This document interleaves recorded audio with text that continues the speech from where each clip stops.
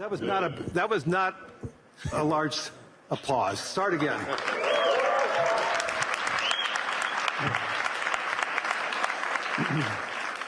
That's better. Thank you. Yeah, we're going to make this interesting. How many quotes are you going to want that are going to be after this session? I don't know. I mean, 5. Okay. So good afternoon, everyone. It's great to see everybody here. It's been an amazing week here in Davos. Hopefully everybody saw that we are having conversations here. Hopefully everybody agrees. There are some conversations that we may disagree. There's many conversations that we may have agreed. But through those conversations, and I think today's result with a peace agreement earlier today, the World Economic Forum is here to have those conversations, to have understandings, and also resolution. So it's an important component of who we and what we are, and I'm thrilled to have Elon Musk here. He came all the way from California to be here to see all of you. So thank you, Elon. You're most welcome. I heard about the formation of the Peace Summit, and I was like, is that PIEC? You know, a little piece of Greenland, a little piece of Venezuela. we got one. All we want is peace. Okay, I'm going to, as I said, I'm a pretty proud CEO of BlackRock since we went public. The compounding return of BlackRock to our shareholders was 21%.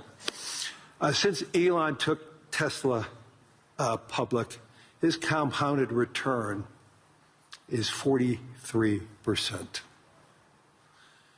This is just another advertisement for everybody, especially for Europeans. This is why more citizens should be investing with growth, investing with their countries.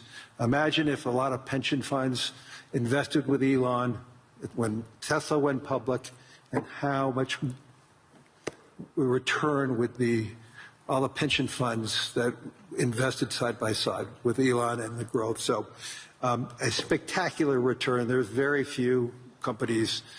Well, I don't think there's any other company as large as Tesla today that has that compounded return. So congratulations. Oh, thank you. It's a good measurement. Well, we have an incredible team at Tesla, and that's the reason. So I want to get into the dirt, the meaningful component about technology, the possibilities. I want to talk about AI and robotics, energy, space, and the progress ultimately coming down to engineering discipline, scale, execution. And few people, if not anyone, has the experience and the fortitude to confront these issues head on. Not just the ideas, but the execution across so many different technologies, Elon, and that's why I thought it was important for us to have this dialogue here in Davos. So you're presently building on AI, on robotics, on space, on energy, all at the same time.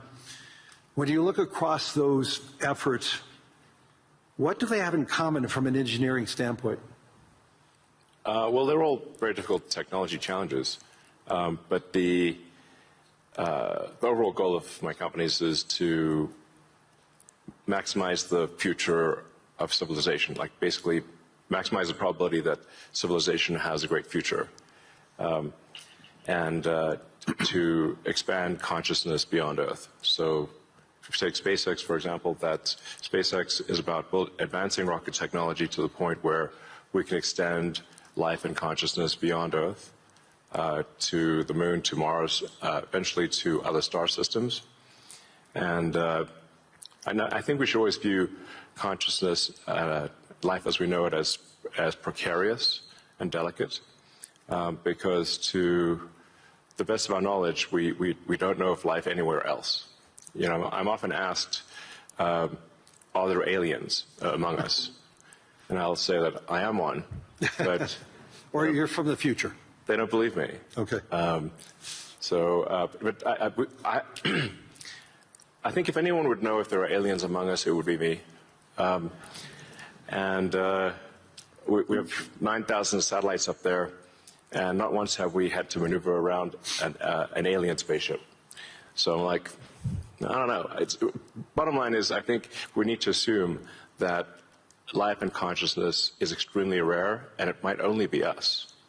And if that's the case, then we need to do everything possible to ensure that the light of consciousness is not extinguished, because we're effectively, the way I view it is, the image in my mind is of a tiny candle in a vast darkness, a tiny candle of consciousness that could easily go out.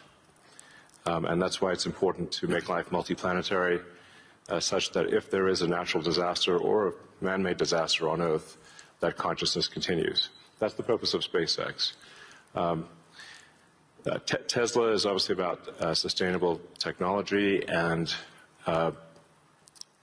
also at this point we've sort of added to our mission sustainable abundance. So with robotics and AI, this is really the path to abundance for all. If you say, people often talk about solving global poverty, or essentially how do we give everyone a very high standard of living. I think the only way to do this is AI and robotics, which doesn't mean that it is without its issues. I mean, we need to be very careful with AI. We need to be very careful with robotics. We don't want to find ourselves in a James Cameron movie, Terminator. He's got great movies, love his movies, but we don't want to be in Terminator, obviously. But if you have ubiquitous AI that is essentially free or close to it, and ubiquitous robotics, then you will have an explosion in the global economy, an expansion in the global economy that is truly beyond all precedent. Elon, can that expansion be broad? Yes. Or is it narrow? And how can that be created? How can it broaden the global economy? Yeah, I mean, a way to think of it is that if you have a large number of humanoid robots, the economic output is the average productivity per robot times the number of robots. Right. And actually, my prediction is in the benign scenario of the future that the robots will actually make so many robots in AI that they will actually saturate all human needs. Meaning you won't be able to even think of something to ask the robot for at a certain point. Like there will be such an abundance of goods and services, because my prediction is that there'll be more robots than people. So, but how do you then have human purpose in that scenario? Yeah, I mean, nothing's perfect, but it is a necessary. Like, you can't have both. You can't have work that has to be done and amazing abundance for all. Because if it's work that has to be done, then you and only some people can do it, then you can't have abundance. Then for it's all. narrow. It's narrow, yeah. Exactly. So, but if you have billions of humanoid robots, and I think there will be, I think everyone on Earth is going to have one and going to want one, because who wouldn't want a robot to, assuming it's very safe, watch over your kids, take care of your pet. If you have elderly parents, a lot of friends of mine said they have elderly parents. It's very difficult to take care of them. Expensive. Yeah, it's expensive, and there just aren't enough people to take care of there aren't enough young people to take care of the old people. Right. So if you had a robot that could take care of and protect an elderly parent, I think that would be great. That would be an amazing thing to have. I think we will have those things. So, overall, I'm very optimistic about the future. I think we're headed for a future of amazing abundance, which is very cool, and definitely we are in the most interesting time in history. I think there's a more interesting time in history. So. Can you and I reverse aging in this new history, or are we going to see it? I haven't put much time into the aging stuff. I do think it is a very solvable problem. Like you can, I think when we figure out what causes aging, I think we'll find it's incredibly obvious. It's not a subtle thing. The reason I say it's not a subtle thing is because all the cells in your body, with some pretty much age at the same rate. Right. I've never seen someone with an old left arm and a young right arm ever in my life. So why is that? That means that there must be a clock, a synchronizing clock, right, that is synchronizing across 35 trillion cells in your body.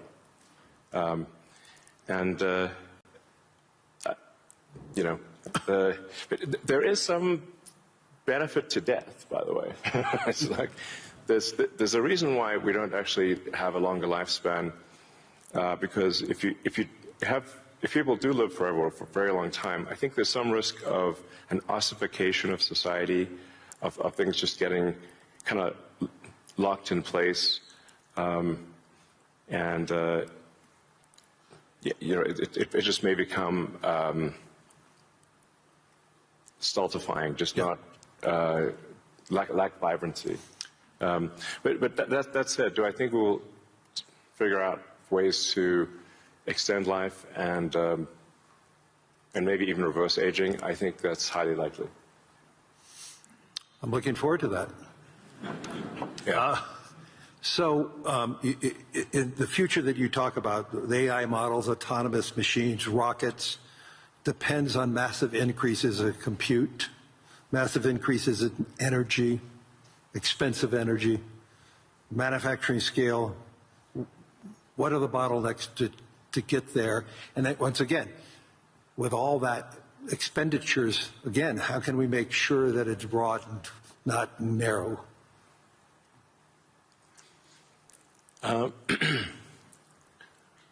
I just think the natural thing is it's going to be very broad, because AI companies will seek as many customers as they possibly can, and the cost of AI is already very low, and it's plummeting every year. I mean, the cost of AI is almost meaningfully changing on a month-to-month basis. There's open models now everywhere. Yeah. Yes, there's open models, and the open models only lag. They're maybe a year behind, right, the sort of closed models. So I think the AI companies will seek as many customers as possible, which means they'll provide AI to the world. But the cost of getting to there, the compute, the chips, the fab, the powering, that to me, what are the those are huge. The limiting factor. Yeah, I think the limiting factor for AI deployment is fundamentally electrical power. It's just right. It's energy. Yeah. I mean, we're seeing the rate of AI chip production increase exponentially, but the rate of electricity being brought online is 3%, 4% a year. Yeah. Max. Yeah. It's clear that we're very soon, maybe even later this year, we'll be producing more chips than we can turn on. Except for China. China's growth in electricity is tremendous. They're building 100 gigawatts of nuclear as we speak. Actually, solar is the biggest thing in China. So I believe China's production capacity on solar is 1,500 gigawatts a year, and they're deploying over 1,000 gigawatts a year of solar. Now, for continuous solar load, you divide that by roughly, 4 or 5. Call it that's around 250 gigawatts of steady-state power paired with batteries. And that's a very big number. That's half of the average power usage in the U.S. Right. So U.S. power usage on average is 500 gigawatts.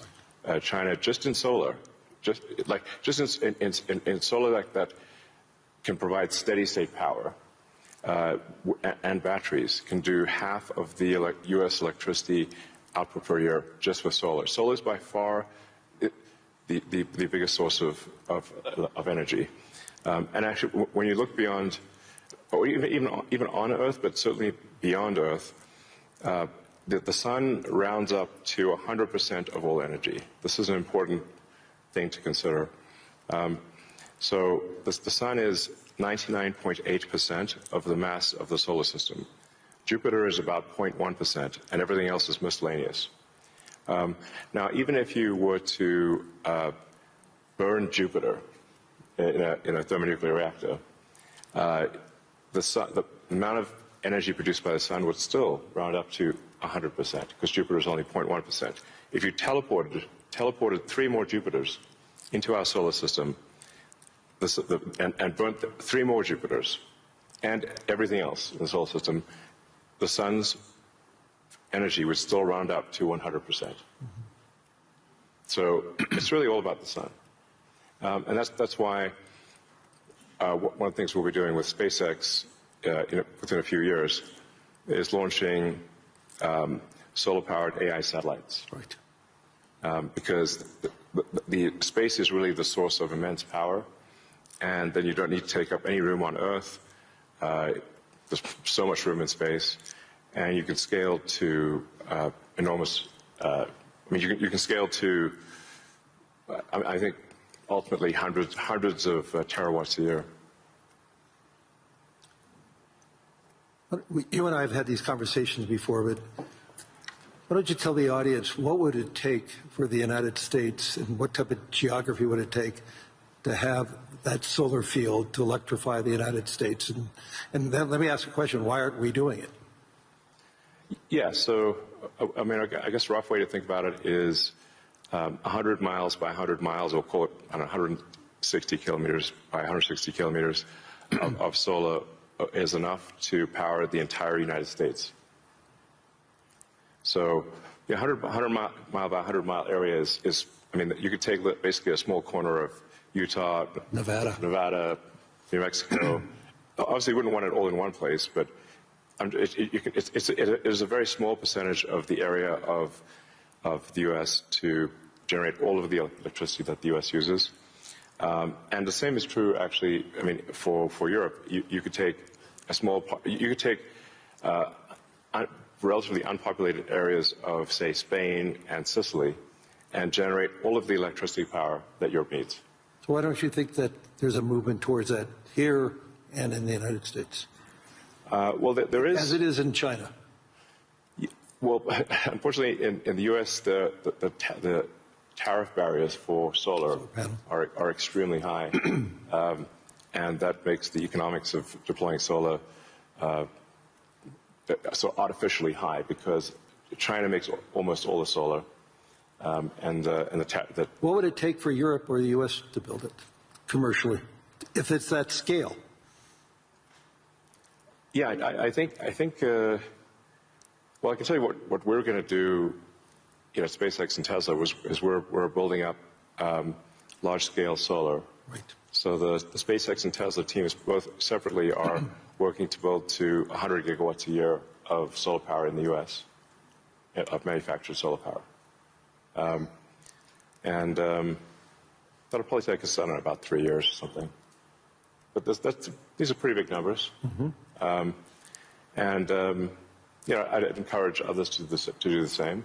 We obviously don't control the U.S. Tariff policy, mm-hmm. But for other countries, I would recommend that China makes solar cells that are incredibly low cost, and I think it would be worth doing large-scale solar. So I know you're going to be having a couple of big announcements on robotics and what it can do.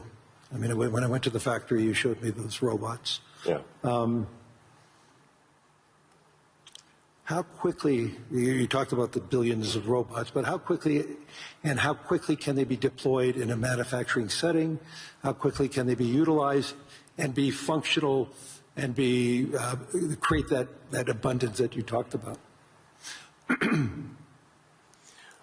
Well, humanoid robotics will advance very quickly.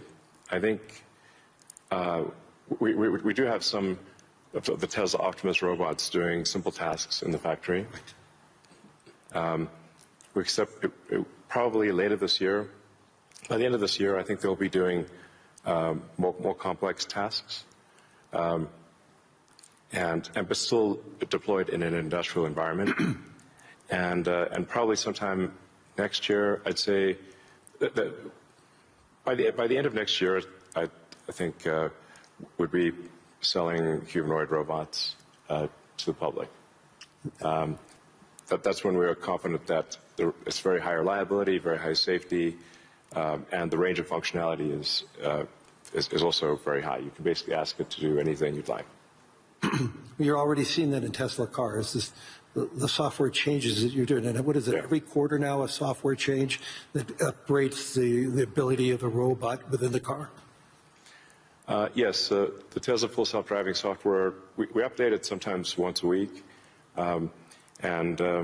Recently, some of the insurance companies have said that it is actually so safe, when Tesla full self-driving is so safe that they're offering customers half-price insurance if they use Tesla full self-driving in their car. And that can be monitored by the insurance company? Is that part of the agreement? Yeah. I think self-driving cars is essentially a solved problem at this point. Right. And Tesla's rolled out a sort of robo-taxi service in a few cities, and right. will be very, very widespread by the end of this year within the U.S. And then we hope to get supervised full self-driving approval in Europe hopefully next month. Really that quickly? Yeah, and then maybe a similar timing for China, hopefully. I want to move to space because historically space is very capital intensive. It historically been done by governments. Obviously SpaceX changed the whole model. But we've seen it slow to scale, and now I'm starting to see it ramping up in what you're doing and other things. Talk to us about the automation and AI, how it's changing the economics in building and preparing for us in operating in space. Sure. Well, the key breakthrough that Tesla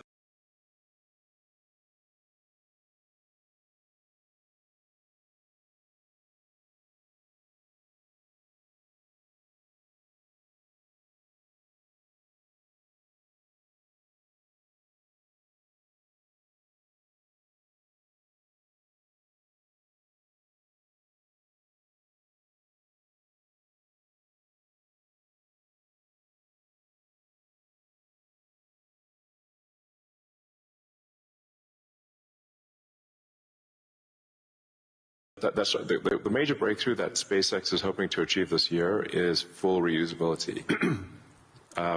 So no one has ever achieved full reusability of a rocket, which is very important for the cost of access to space. We've achieved partial reusability with Falcon 9 by landing the boost stage. We've now landed the boost stage over 500 times. But we have to throw away the upper stage. The upper stage sort of burns up on re-entry for Falcon 9. So, and the cost of that is equivalent to a small to medium-sized jet. So, but with Starship, which is a giant rocket, it's the largest flying machine ever made. That's a rocket that you're using for the idea of going to Mars, right? Yeah, Mars and the Moon, as well as for high-volume satellite stuff. So, Starship, hopefully this year we should prove full reusability for Starship, which will be a profound invention because the cost of access to space will drop by a factor of 100 when you achieve full reusability. Right. It's the same sort of economic difference that you would expect that, between, say, a reusable aircraft and a non-reusable aircraft. Like if you have to throw your aircraft away after every flight, that would be a very expensive flight. But if you only have to refuel, then it's the cost of the fuel. And so that's really the fundamental breakthrough that gets the cost of access to space, we think, below the cost of freight on aircraft. So, you know, under $100 a pound type of thing easily. Wow. So it makes putting large satellites into space very low, very cheap. And then when you have solar in space, you get 5 times more effectiveness, maybe even more than that, than solar on the ground, because it's always sunny. It's cold.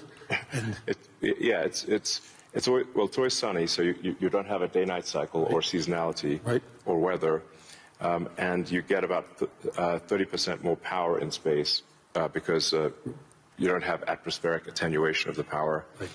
The net effect is solar is 5 times more. Any given solar panel will do 5 times more energy in space than on the ground.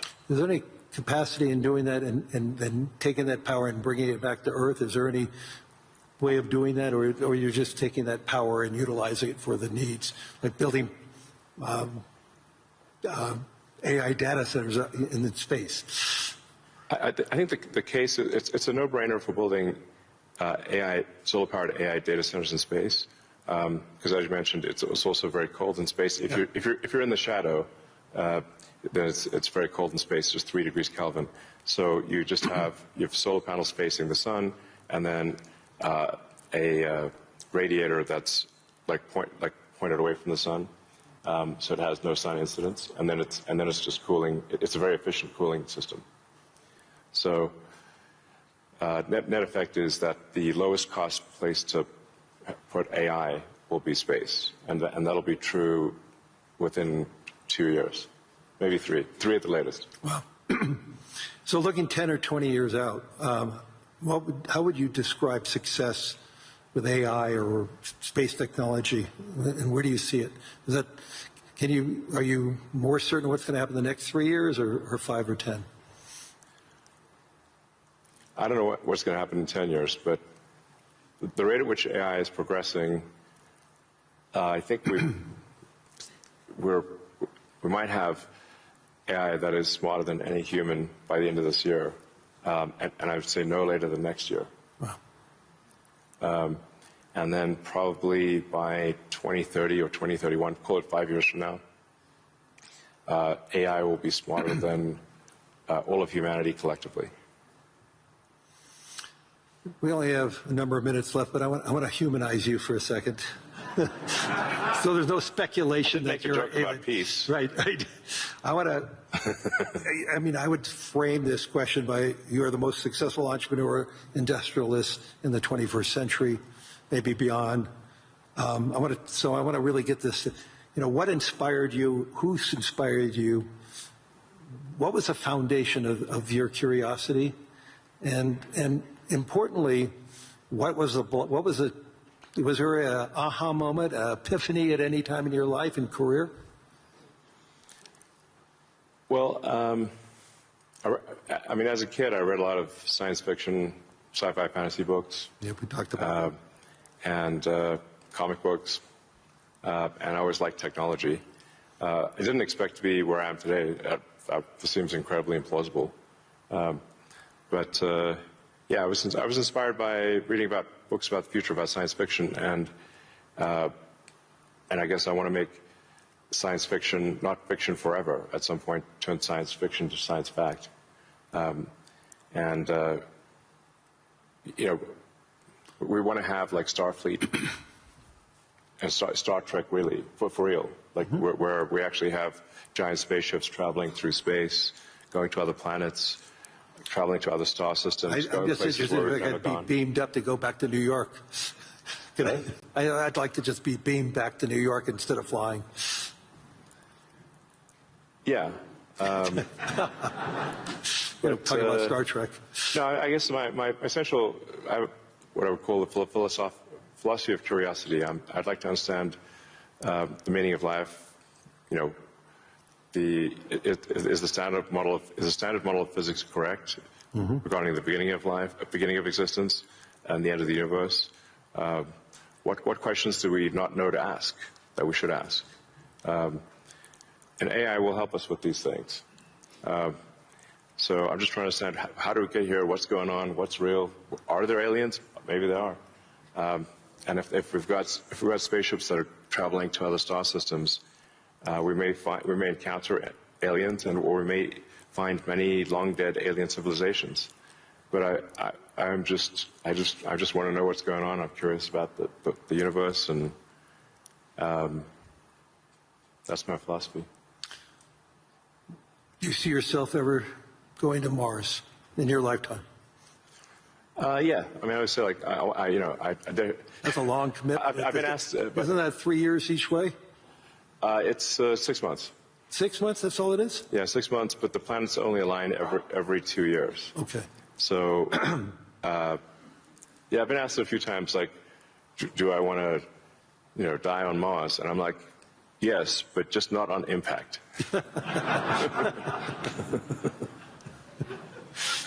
That's a good answer. Anyway, we're out of time.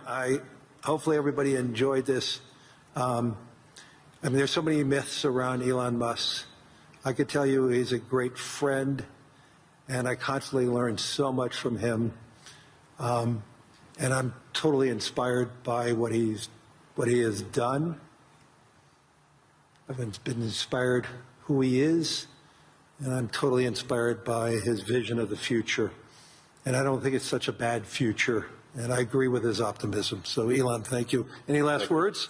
Well, I think my last words would be, I would encourage everyone to be optimistic and excited about the future. Good. And generally, I think for quality of life, it is actually better to err on the side of being an optimist and wrong rather than a pessimist and right. On that note.